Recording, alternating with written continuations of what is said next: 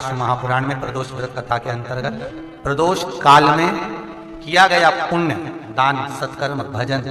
एक लोटा पानी का भी 7 भाग हमारे भाग्य में है। जिस व्यक्ति के रीढ़ की हड्डी में परेशानी हो या रीढ़ की हड्डी तकलीफ दे रही हो, पीठ का भाग तकलीफ दे रहा हो, डॉक्टर बोल रहे हो गुड़िया खसक गया या कोई क्रम, मान लो कोई मस्तिष्क से जुड़ी बीमारी हो, ट्यूमर हो गया हो, कोई कुछ हो गया हो, गांठ पड़ गई हो मस्तिष्क के अंतर्गत, तो शिव महापुराण की कथा कहती है प्रदोष के दिन, जिस दिन मंगलवार की भौम प्रदोष का दिन हो महाराज, प्रदोष काल में प्रदोष के दिन शंकर भगवान को बीले का गुर्दा, जो बीला होता बील फल का अंदर का गुर्दा भाग शंकर के शिवलिंग पर प्रदोष काल में मल दिया जाए। मलने के बाद थोड़ी देर बाद उसको उठा लिया जाए, शिव जी का अभिषेक पूजन स्नान करा दिया जाए, पूजन स्नान आदि सब कराकर दियाबत्ती लगाकर भगवान शंकर के मंदिर पर ही बाहर बैठकर उस गुर्दे का थोड़ा सा भाग मुख में पालो, थोड़ा सा भाग लेकर आ जाओ। 7 से 8 दिन तक उस भाग का प्रतिदिन सुबह के समय पर सेवन कर लीजिए। गुर्दे की प्रॉब्लम हो या मस्तिष्क से जुड़ी हुई प्रॉब्लम हो वो समाप्त हो जाता है महाराज। भौम प्रदोष के दिन मंगलवारी प्रदोष का स्मरण जो सुख दिया है वो आनंद। किसी भी प्रदोष के दिन प्रदोष काल में एक बार लगा दे, उसके बाद में अपनी कामना कर कर बेलपत्री एक छोटा सा उपाय अवश्य करिएगा। अगर बच्चे कोई एग्जाम में बैठ रहे हैं या कंपटीशन एग्जाम है या नौकरी के लिए अप्लाई कर रहे हो, मान लो 4-6 महीने से बैठे हो, 8 महीने से बैठे हो, सर्विस नहीं है, नौकरी नहीं है, तो एक छोटा सा उपाय अवश्य करिएगा शिव महापुराण का। महाराज बेलपत्री के पेड़ के नीचे विराजमान होकर, बेलपत्री के पेड़ के नीचे जिसको नौकरी के लिए या एग्जाम में बैठ रहा है वो जल चढ़ाए, बेलपत्री के पेड़ के नीचे थोड़ा सा दूध चढ़ाए, फिर जल चढ़ाए और अपने राइट भाग में घी का दिया और अपने लेफ्ट भाग में तेल का दिया। किसी भी प्रदोष के दिन प्रदोष काल में एक बार लगा दे, उसके बाद में अपनी कामना कर कर बेलपत्री के पेड़ के नीचे धोख लगाकर प्रणाम कर कर आ जाए और चले जाए इंटरव्यू के लिए, बाबा उत्तीर्ण करा ही देगा, नौकरी दिलाए। जिस दिन रविवार की प्रदोष पड़े उस दिन एक लाल वस्त्र में पीली सरसों रखकर और उसके अंतर्गत कुछ भी एक, या तो बमूल का कांटा ना मिले तो गुलाब का कांटा ही उसके अंतर्गत रख लीजिए। और मान लो कोई काम ऐसा है कि उसमें पैसा तुम्हारा आ ही नहीं रहा, बहुत घाटे पर घाटा जा रहा है, नुकसान बहुत हो रहा है और कोई काम हो ही नहीं रहा, तो महाराज जिस दिन रविवार की प्रदोष पड़े उस दिन एक लाल वस्त्र में पीली सरसों रखकर और उसके अंतर्गत कुछ भी एक, या तो बमूल का कांटा ना मिले तो गुलाब का कांटा ही उसके अंतर्गत रख लीजिए और उसको शिव मंदिर का स्मरण कराकर शंकर भगवान का नाम लेकर रू भैरव, कौन सा भैरव है उसकी भी कथा भी आने वाली है। ये दारुक नाम के राक्षस का संहार करने के लिए जब माता अवतार लेगी तब शंकर भगवान बच्चे का रूप रखकर रोएंगे, तो शिव जी का एक नाम होगा रू भैरव। ये भैरव कहां पर रहता है तो कहा ये शमशान में रहता है। कहां रहता है ये भैरव? शंकर का जो एक अवतार है रू भैरव, ये भैरव अवतार शमशान में रहता है। तो इस भैरव का काम क्या है तो कहा शमशान में, शमशान की जो अग्नि होती है भले की लकड़ी रहे, भले उसमें कोई पदार्थ डाले ना डाले, थोड़ी देर में वो अग्नि रू आवाज, हल्की सी शमशान की जो अग्नि जलती है उसमें एक आवाज आती है। आप ऐसे कोई अग्नि जलाएंगे ना उसमें आवाज नहीं आई, ध्यान देना। हमारे शमशान में अगर जो लोग गए होंगे मुर्दा जलाने के लिए, तो अगर वो एकांत में बैठेंगे तो उसमें से एक आवाज आती है रू रू रू। तो शिव पुराण कह रही है कि उस सरसों को, कांटे को रू भैरव का नाम लेकर जिस व्यापार जो नहीं चल रहा है, दुकान जो नहीं चल रही है, उस दुकान के सामने, उस व्यापार के सम्मुख में उसको जला दिया जाता है। ये करा जाता है रवि प्रदोष के दिन महाराज। कौन से प्रदोष? रवि प्रदोष के, जो सुख का भान कराती है, व्यापार की उन्नति के लिए, समृद्धि के लिए, लक्ष्मी के लिए इसका प्रयोग किया जाता है। तो यहां पर दारुक नाम का जो असुर है, दारुक नाम का जो राक्षस है, उसका एक ही कहना है कि मैं मरूं, मना नहीं है ब्रह्मदेव पर, वो मरने का। नंदी का एक पांव जो ऊपर होता है, आप लोग दर्शन करे होंगे शंकर जी के मंदिर में नंदी के, तो नंदी का एक पांव उठा हुआ होता है, एक पांव नीचे की ओर होता है। हड्डी से जुड़ा हुआ रोग, नेत्रों से जुड़ा हुआ, मस्तिष्क से जुड़ा हुआ कोई रोग रहता है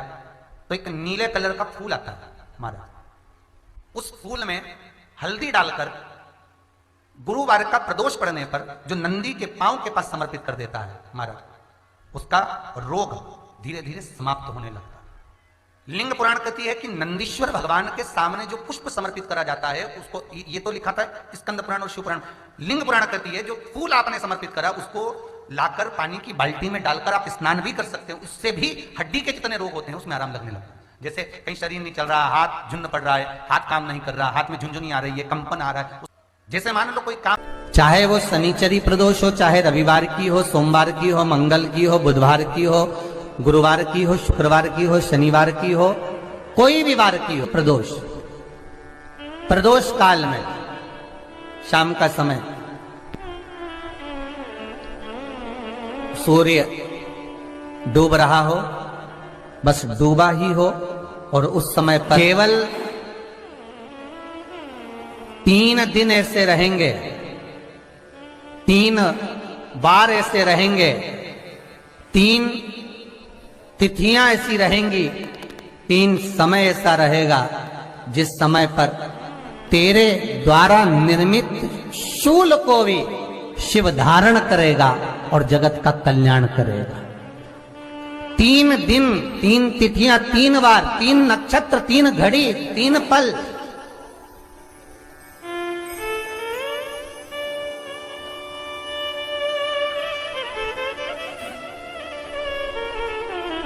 जिसमें बाबा शूल भी धारण करते हैं, और शूल अकेले धारण नहीं करते महाराज, जो धतूरा होता है ना, दर्शन करें धतूरे के, कांटे कांटे सा होता है धतूरा, तो वो धतूरे के साथ में बाबा शूल धारण करते हैं, बेलपत्री के शूल को। ये बहुत बहुत आनंदमय कथा है महाराज जी, जिसके जीवन में हमेशा कांटे ही मिले हैं। बेटी बड़ी हुई तो घर में मायके में दुख देखा, और मायके से गई ससुराल में तो ससुराल में दुख देखा,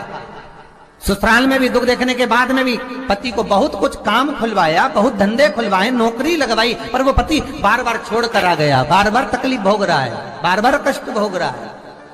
फिर थोड़े दिन काम करता है, थोड़े दिन छूट जाता है, फिर व्यापार में बढ़ता है, फिर छूट जाता है, फिर कोई दुकान खुलवाई, थोड़े दिन अच्छी चली, फिर वापस वहीं घर पर आकर बैठ गया, अर्थात उसके जीवन में वो शूलता चल रही है। तो बाबा देवाधिदेव महादेव कहते हैं, ये 3 घड़ी, 3 पल, 3 नक्षत्र, 3 समय, 3 दिन में जो शूल मुझे समर्पित करता है, उसके जीवन से मैं शूल हटा देता हूं। वो 3 दिन लिखे स्कंद पुराण।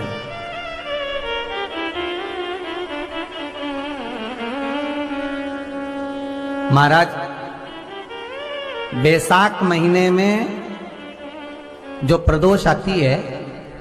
बैसाख के महीने में बहुत ध्यान से सुनना भाई, जो अपनी जिंदगी से बहुत तंग आ गए हो, परेशान हो गए हो, कष्टमय जीवन जी रहे हो, बहुत दुखी हो गए हो, उनके लिए ये स्कंद पुराण का चरित्र फिर मिले ना मिले, आप प्रेम से सुन लो भाव से। पहला, चाहे वो शनिचरी प्रदोष हो, चाहे रविवार की हो, सोमवार की हो, मंगल की हो, बुधवार की हो, गुरुवार की हो, शुक्रवार की हो, शनिवार की हो, कोई भी वार की हो, प्रदोष काल में शाम का समय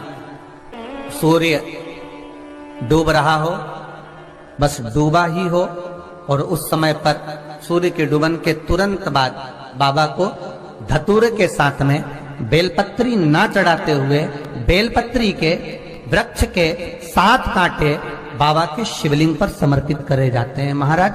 अपनी जिंदगी में अड़चनों को हटाने के लिए। फिर आप जिस व्यापार में उतरे, जिस व्यवसाय में उतरे, जिस नौकरी में उतरे, आप दिल से करें,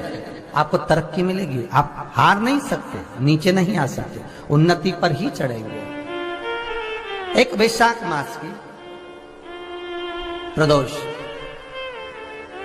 दूसरा शिवरात्रि के दिन मध्याह्न का समय महाराज, जो बड़ी शिवरात्रि होती है माघ की, बड़ी शिवरात्रि के अंतर्गत मध्याह्न का समय, दोपहर के ठीक 12 बजे, चाहे फिर वो कोई भी दिन हो महाराज, शिवरात्रि जिस दिन पड़ रही हो,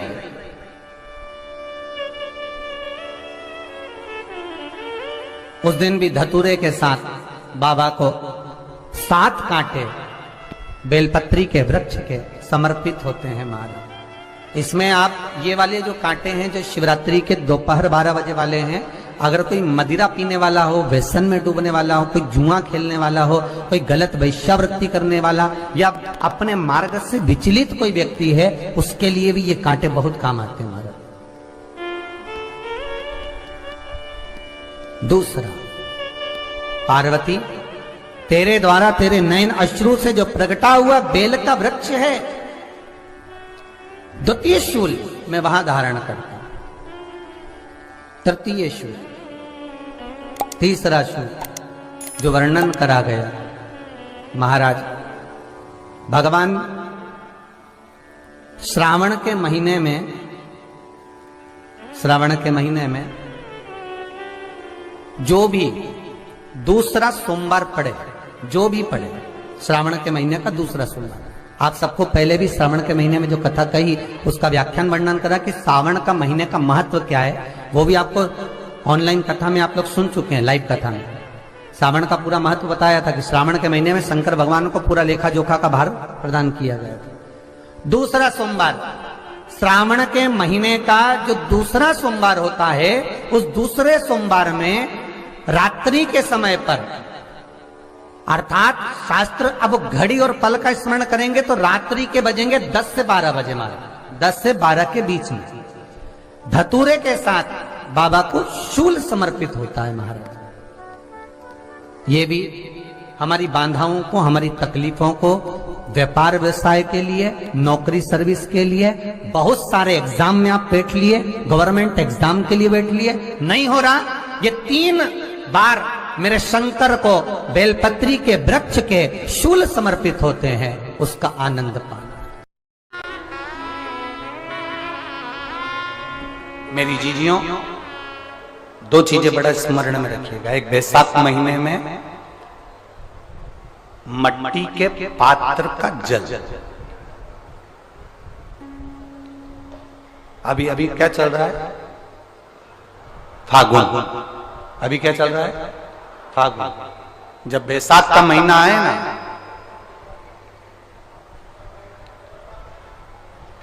जितने यहां बैठे और जितने आस्था चैनल पर सुन रहे और जितने फेसबुक यूट्यूब पर कथा श्रवण कर रहे, जितने मोबाइलों पर देख रहे हैं, प्रयास करना, बैसाख के महीने में मिट्टी के पात्र में जो रात्रि भर जल रखा हो, मिट्टी के पात्र में, अगर आपके पास में घड़ा हो, हंडा हो, नी हो, तो दिया हो, दीपक हो, कुल्लड़ हो, कोई भी तुम्हारे पास में जो मिट्टी का पात्र, उसमें जल भरना। वो जल बैसाख के महीने की किसी भी सोमवार के दिन, किसी भी सोमवार के दिन, बैसाख महीने या किसी प्रदोष के दिन या बैसाख महीने के शिवरात्रि के दिन, वो मिट्टी के पात्र का जल अपने घर के प्रत्येक व्यक्ति का स्पर्श कराकर उस मिट्टी के पात्र के जल को तांबे के पात्र में डाल लीजिए और घर के प्रत्येक व्यक्ति का स्पर्श करा लीजिए और शंकर भगवान पर कुंदकेश्वर महादेव के नाम से समर्पित करिए। कुंदकेश्वर महादेव, कभी जीवन में पीछे पलट कर देखने की जरूरत नहीं पड़ेगी, आप उन्नति की सीढ़ी की ओर बढ़ते चले जाओगे। बैसाख महीने में मट्टी के पात्र का जल भगवान शंकर को समर्पित होना चाहिए, उसका सुख हमारे जीवन को एक आनंद फल प्रदान। जैसे कहते हैं ना, कोई अच्छा मिले ना मिले, धन मिलने से कोई भाग्यशाली नहीं होता,